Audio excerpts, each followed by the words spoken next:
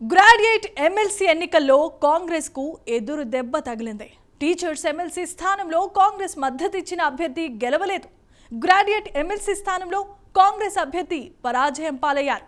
అసలు 6 సంవత్సరాల క్రితం ప్రతిపక్షంలో ఉండి గెలుచుకున్న స్థానాన్ని కాంగ్రెస్ అధికారంలో ఉండి కోల్పోయింది.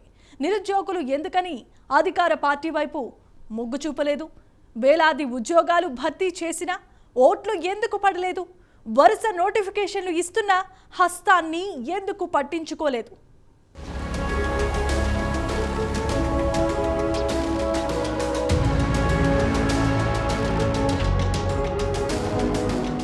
కరీంనగర్, నిజామాబాద్, మెదక్, ఆదిలాబాద్ జిల్లాల పట్టభద్రుల ఎమ్మెల్సీ ఎన్నికల్లో కాంగ్రెస్ కు పరాభవం ఎదురైంది. కాంగ్రెస్ అభ్యర్థి నరేందర్ రెడ్డిపై బీజేపీ అభ్యర్థి అంజిరెడ్డి విజయం సాధించారు. స్థానిక సంస్థల ఎన్నికలపై ఎమ్మెల్సీ ఎన్నిక ప్రభావం ఫలితం చూపిస్తుందని భావిస్తున్న తరుణంలో ఈ ఫలితం కాంగ్రెస్ శ్రేణులకు పెద్ద షాకే ఇచ్చిందంటున్నారు.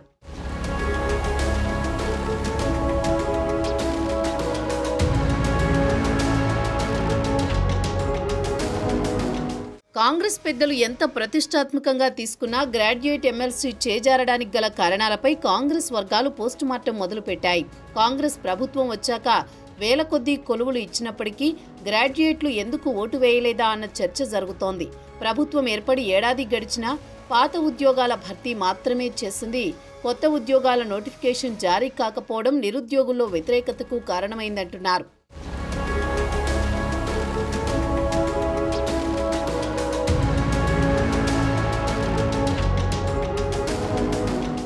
అలాగే నిరుద్యోగ భృతి లాంటి హామీలు మేనిఫెస్టోలో పెట్టినా పట్టించుకోకపోవడం, ఉద్యోగాల కొత్త నోటిఫికేషన్ ఇచ్చినా సరిగ్గా ప్రచారం చేసుకోలేకపోవడం, కరీంనగర్ జిల్లాలో మంత్రి శ్రీధర్ బాబు తప్ప ఇతర మంత్రులు సరిగ్గా ప్రచారం చేయలేకపోవడం మైనస్ అయిందన్న అభిప్రాయం వ్యక్తమవుతోంది.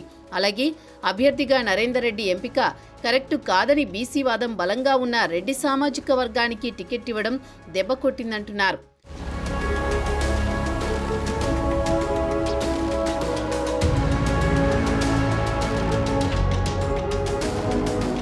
ప్రభుత్వం మీద వ్యతిరేకత కన్నా నరేందర్ రెడ్డి మీద ఉన్న వ్యతిరేకత ఎక్కువగా పనిచేసిందన్న టాక్ వినిపిస్తోంది. కాంగ్రెస్ టికెట్ ఆశించి భంగపడిన ప్రసన్న హరికృష్ణ బీఎస్పీ అభ్యర్థిగా బరిలో ఉండడం కూడా కాంగ్రెస్ ఓటమికి ప్రధాన కారణమైందంటున్నారు. ప్రసన్న హరికృష్ణకు కాంగ్రెస్ టికెట్ ఇచ్చి ఉంటే ఫలితం మరోలా ఉండేదన్న అభిప్రాయం వ్యక్తమవుతోంది.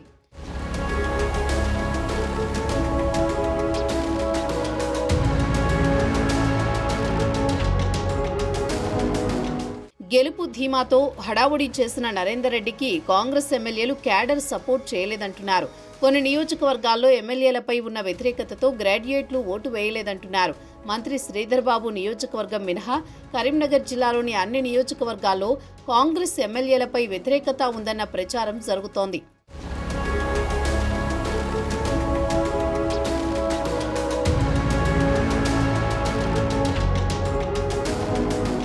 ఉమ్మడి మెదక్ జిల్లాలో మంత్రులు, ఎమ్మెల్యేలు, ఎంపీలు, ముఖ్య నేతలందరూ కలిసికట్టుగా పని చేయలేదని కార్యకర్తలే అంటున్నారు.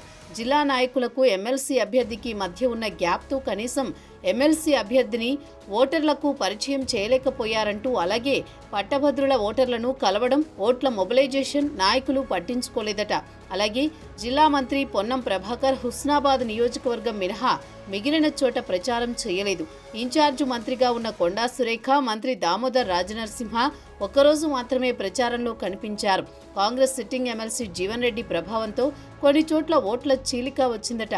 అధికార పార్టీ ఓటమికి బీజేపీ, బీఆర్ఎస్ పార్టీలు లోపాయికారి ఒప్పందం జరిగిందనే టాక్ నడుస్తోంది.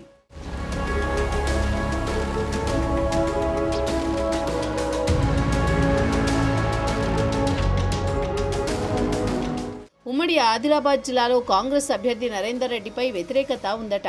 ఆ జిల్లాలో ఉన్న నరేందర్ విద్యాసంస్థల్లో ఫీజులు పీక్కు తింటారన్న అభిప్రాయం నెగిటివ్ ఎఫెక్ట్ కొట్టిందంటున్నారు. అభ్యర్థిపై సదాభిప్రాయం లేక జిల్లాలో కాంగ్రెస్ నాయకులు, ఎమ్మెల్యేలు చేతులెత్తేశారట. ప్రసన్న హరికృష్ణ పోటీలో ఉండడంతో బీసీ వాదం కూడా కాంగ్రెస్కు నెగిటివ్ అయ్యిందట. పట్టభద్ర ఓటర్లే కదా అని ప్రచారంలో జిల్లా కాంగ్రెస్ నాయకులు విలువ ఇవ్వలేదట. ఇక ఈ జిల్లాల్లో చెల్లని ఓట్లు కూడా కాంగ్రెస్ను దెబ్బకొట్టాయంటున్నారు.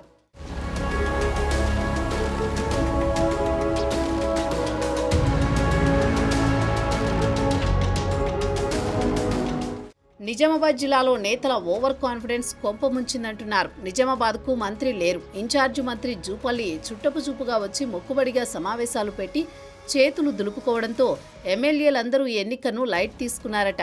రెడ్డి బీసీ ఫీలింగ్ వచ్చి కొందరు నాయకులు హరికృష్ణకు లోపాయికారి మద్దతు ఇచ్చారనే టాక్ ఉంది. అభ్యర్థి నరేందర్ రెడ్డి కూడా నిజామాబాద్పై దృష్టి పెట్టలేదు. మొత్తానికి కర్ణుడి చావుకి 1,00,000 కారణాలన్నట్టు పట్టభద్రుల ఓట్లు రాబట్టుకోవడంలో కాంగ్రెస్ విఫలమవడం వెనుక కూడా అనేక కారణాలు కనిపిస్తున్నాయి.